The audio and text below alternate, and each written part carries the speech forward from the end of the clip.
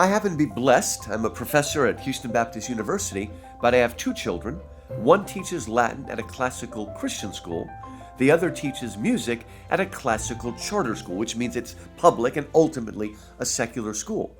And yet, I believe both of my kids have been able to use mythology in their class to teach virtue.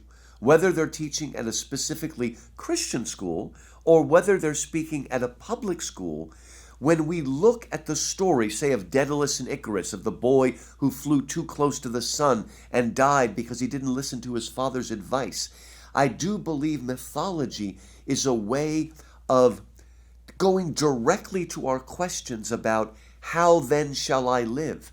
And whether you're a Christian or another religion, or maybe you're just a secular person, we are all pilgrims. We are all people that are living in a difficult world, a world that demands that we make choices, and those choices have consequences that determine the lives we lead and the people we become. And I believe, and my book shows, that Greek mythology asks questions that we all need to ask.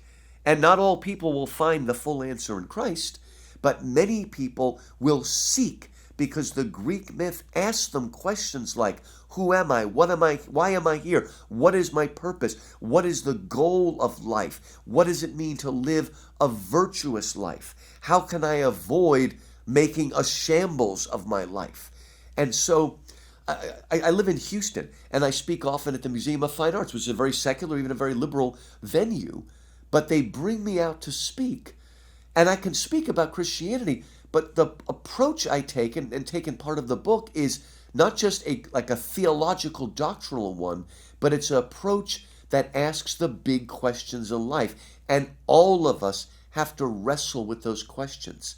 And often, by living through story, by wrestling with the stories, we will actually be able to find direction for our life. Maybe the best way to sum it up, Christians often say, what would Jesus do?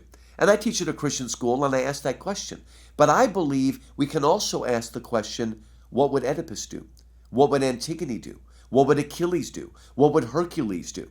And by wrestling with that and entering into the story, we can become, I believe, better and more virtuous people.